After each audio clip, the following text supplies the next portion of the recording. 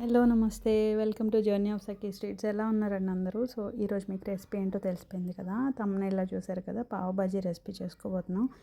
So ఎందుకో ఇది pav bhaji recipe చేస్తున్నప్పుడు అనిపించింది దీని హిస్టరీ ఏంటో తెలుసుకోవాలని. సో అప్పుడు సర్చ్ చేస్తే దీనికి పెద్ద వార్ హిస్టరీయే ఉందండి. దీన్ని 1850లో కాటన్ మిల్ వర్కర్స్ కోసం అమెరికన్ సివిల్ వార్ పీరియడ్ అంట అది. సో అప్పుడు కాటన్ మిల్ వర్కర్స్ కోసం వాళ్ళ మిడ్ నైట్ హంగర్ని ఫిల్ చేయడం కోసం దీన్ని తయారు చేశారంట ఫస్ట్ టైం. ఎందుకంటే ఆ వర్కర్స్ అనేవాళ్ళు కంటిన్యూస్గా వర్క్ చేయడానికి దీన్ని మిడ్ నైట్ ఫిల్లింగ్ మీల్ లాగా వాళ్ళకి ఇవ్వడం కోసం అనమాట. ఒక పావు ఇంకా కర్రీతో వాళ్ళు పొట్ట నిండిపోతుంది అనమాట. సో దట్ వాళ్ళకి ఆకలి బాధ లేకుండా ఆ బన్ అండ్ కర్రీతో వాళ్ళు ఫిల్ అయ్యేలాగా ఉండాలి అని ప్లాన్ చేసుకుని అప్పుడు మొదటిసారిగా తయారు చేశారంట. సో ఇది దీని హిస్టరీ అనమాట నాకు తెలిసినంతవరకు. ఇది యాక్చువల్లీ మహారాష్ట్రలోనే స్టార్ట్ అయింది, అక్కడే తయారు చేశారు. So Mumbai next through out India అంతా ఫేమస్ అయిపోయింది. కోర్స్ మన హైదరాబాద్లో అయితే ఎక్కడ చూసిన ప్రతి గలీలో ఒక బడ్డీ ఉంటుంది పానీపూరి అండ్ పావ్ బాజీది. సో అది అయితే ఇంట్లో మేము చేసుకోవాలని స్టార్ట్ చేశాను అనమాట. ఏదైనా కొత్తగా ట్రై చేయడం ఇష్టం అన్నవాళ్ళు హ్యాపీగా ట్రై చేయండి, ఏం భయపడక్కర్లేదు.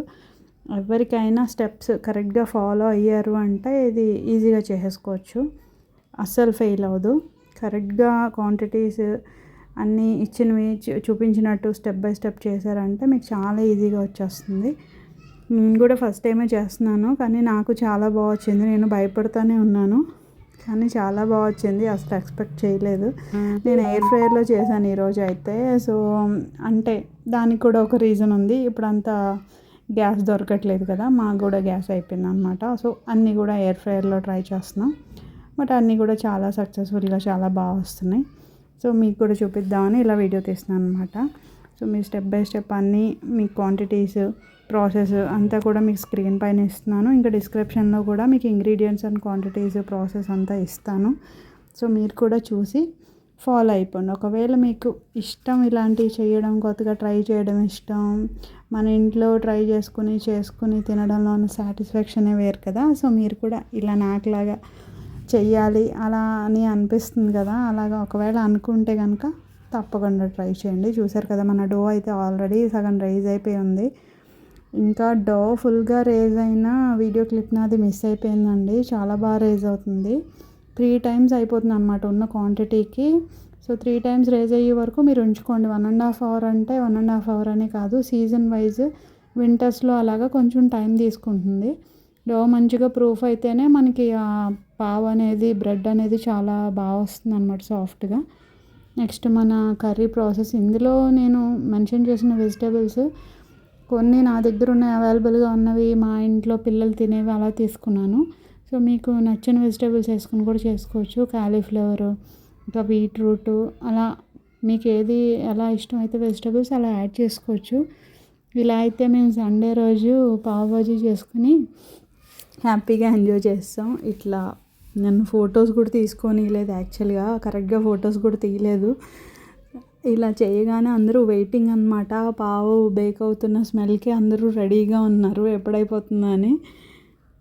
రెడీ చేసిన వెంటనే అయిపోయినాయి. జస్ట్ ఒక్కటైతే బన్లా చేసింది ఒక్కటే నేను సరిగా ఫోటో తీసుకోగలిగాను. నెక్స్ట్ రౌండ్ కోసం వెయిటింగ్, మా వాళ్ళు ఒకటి ఖాళీ చేసేసి ఆ ఫోటో తీయడానికి కూడా నాకు చాలా కష్టం అయిపోయింది. ప్లేట్స్ పట్టుకుని వెయిట్ చేస్తున్నారనమాట.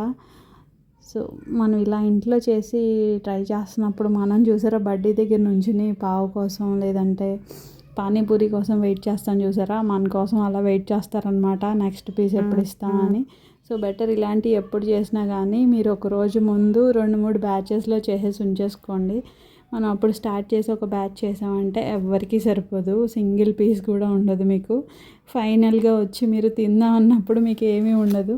సో ఇలా ఎవరికైనా చెయ్యాలి అనుకున్నప్పుడు అయితే మీరు ఇదే క్వాంటిటీలో ఒక 2 batches చేసుకుని పెట్టుకుంటే బెటరు. అట్లీస్ట్ 4-5 members ఫుల్గా మీల్లో తినాలనుకుంటే, లేదు ఒక బ్రంచ్లో తినాలనుకున్నప్పుడు ఓకే, క్వాంటిటీ అలా సరిపోతుంది ఒక ముగ్గురికి. అదర్వైజ్ మీరు ముందే బ్రెడ్ని ప్రిపేర్ చేసి పెట్టేసుకుంటే ముందు రోజు కర్రీ అనేది మీరు ఫ్రెష్గా చేసుకుని చక్కగా వెంటనే సర్వ్ చేసుకోవడానికి అది బాగుంటుంది అనమాట. లేదంటే చాలా టైం పట్టేస్తుంది. దట్టు నేను ఇక్కడ ఎయిర్ ఫ్రైయర్లో చేస్తున్నాను కాబట్టి ఆ బ్యాచెస్ చేయడానికి కొంచెం టైం పట్టింది నాకు. పెద్ద ఓవెన్ ఉండి అట్లా చేసుకున్నా ఓకే, సింగిల్ టైంలో అయిపోతుంది. చూసారా ఎంత బాగుందో. నేను అస్సలు ఎక్స్పెక్ట్ చేయలేదు, అంటే వస్తుందని అనుకున్నాను కానీ మరీ అంత అలా చాలా బాగా వస్తుందా లేదా అదొక టెన్షన్లో ఉన్నాను. ఒక పక్కన వీడియో రికార్డ్ చేస్తున్నా కానీ నాకు టెన్షన్ ఉండింది. సో ఓకే, ఎనీవే రికార్డ్ చేద్దాం, మంచిగా వస్తే ఓకే, అదర్వైజ్ తీసేద్దాం అని అనుకున్నాను. కానీ ద బెస్ట్ అనమాట, చాలా బాగా వచ్చింది, చాలా బాగా నచ్చింది. మామూలుగా అయితే మా పిల్లలు ఇంకా తిన్న అందరూ కూడా బయట కంటే చాలా బాగుందని చెప్పారు. మేబీ ఇంట్లో చేసినందుకు ఆ కాంప్లిమెంట్ ఇస్తారేమో, బట్ స్టిల్ నిజంగానే బాగుంది. చాలా ఫ్రెష్గా, అంటే అప్పటికప్పుడు బేక్ చేసుకున్న బ్రెడ్తో మనం చేసుకుంటాం కదా, సో అది చాలా డిఫరెన్స్ అనేది చాలా తెలుస్తుంది అనమాట. ఫ్రెష్ బ్రెడ్కి మనం స్టోర్లో తెచ్చుకొని మనం పెట్టుకొని తిని దానికి కూడా ఎంత డిఫరెన్స్ ఉందంటే, సో ఇప్పటి నుంచి అయితే నేను హ్యాపీగా బ్రెడ్ అనేది ఇంట్లోనే బేక్ చేసుకుంటానండి. ఒకేషనల్గానే చేసుకోవాలి బ్రెడ్, మనం మైదా యూజ్ చేసినప్పుడు. సో అలాంటప్పుడు మనం ఇంట్లోనే హ్యాపీగా బేక్ చేసుకోవచ్చు. ఈవెన్ కడాయిలో కూడా చేసుకోవచ్చు, ఎయిర్ ఫ్రైయర్లో ఇంకా అవెన్లే ఉండాల్సిన అవసరం లేదు. నెక్స్ట్ టైం నేను కడాయిలో కూడా చేసి చూపిస్తాను. ప్రస్తుతానికైతే కుదరదు, గ్యాస్ షార్టేజ్ ఉంది కాబట్టి. మా ఇంట్లో కూడా అయిపోయింది. ఇట్లా మనం బ్రష్ చేసుకుంటే ఏంటంటే ఆ సాఫ్ట్నెస్ అనేది ఉంటుందన్నమాట, హార్డ్ అయిపోకుండా. బటర్ మంచిగా దానిపైన అప్లై చేసుకొని, కర్రీలో కూడా మీరు మంచిగా బటర్ వేసుకొని, ఆనియన్స్, బటర్, నిమ్మకాయ, ఇప్పుడు చెప్తుంటే కూడా నాకు నోట్లో నీళ్ళు తిరుగుతున్నాయి, అంత టేస్టీగా ఉందన్నమాట. మీరు తప్పకుండా అయితే ట్రై చేయండి ఒకసారి. ట్రై చేసి ఎంజాయ్ చేయండి. మీకు ఇష్టమైన వాళ్ళతో లేకపోతే మీ ఫ్రెండ్స్తో పాట్‌లాక్‌లో కానీ ఇట్లాంటివి చేసి తీసుకెళ్ళండి. మీకైతే ఫుల్ కాంప్లిమెంట్స్ వస్తాయి అన్నమాట. యాక్చువల్గా కొంచెం ఎక్కువే చేసి తీసుకెళ్ళండి, లేదంటే అక్కడ కూడా పాపం కొంతమందికి టేస్ట్ చేయడానికి ఛాన్స్ దొరకదు. సో ఎప్పుడు ఇది చేసినా కూడా ఒక క్వాంటిటీ అనేది కొంచెం ఎక్కువలోనే చేసుకోండి. మీరు అస్సలు ఎక్స్పెక్ట్ చేయరు అంత ఫాస్ట్గా అయిపోతాయి. ఇలా అయితే మా ట్రీట్ ఎంజాయ్ చేసేసాం నో టైంలో. అంటే అసలు ఇలా చేసి ఇట్లా వీడియో తీసి ఇలా పక్కన పెట్టగానే అయిపోయింది. సో మీరు కూడా ట్రై చేయండి. నా ఎక్స్పీరియన్స్ ఏంటనేది మీకు కూడా తెలుస్తుంది. మీ ఎక్స్పీరియన్సెస్ కూడా నాకు షేర్ చేయండి. మీరు ట్రై చేసి ఎలా ఉందో కామెంట్లో చెప్పండి. బ్రెడ్ ఒకసారి చేసుకున్నాం అంటే దీన్ని మనం రకరకాలుగా సర్వ్ చేసుకోవచ్చు అనమాట. బటర్ క్రీమ్తో సర్వ్ చేసుకోవచ్చు, విప్పింగ్ క్రీమ్తో సర్వ్ చేసుకోవచ్చు, చాక్లెట్ స్ప్రెడ్, మీకు నచ్చిన స్ప్రెడ్స్తో సర్వ్ చేసుకోవచ్చు, శాండ్విచ్లా చేయొచ్చు. అదర్వైజ్ చాలా రకాల బ్రెడ్తో ఏం చేస్తాం అన్నీ చేసుకోవచ్చు. సో ఇలాంటి ఎమ్మీ రెసిపీస్ అన్నీ నేను ట్రై చేసి మీకు చూపిస్తాను. మీరు కూడా ట్రై చేసి ఎలా వచ్చిందో కామెంట్ చేయండి. Thank you so much. మళ్ళీ కలుద్దాం.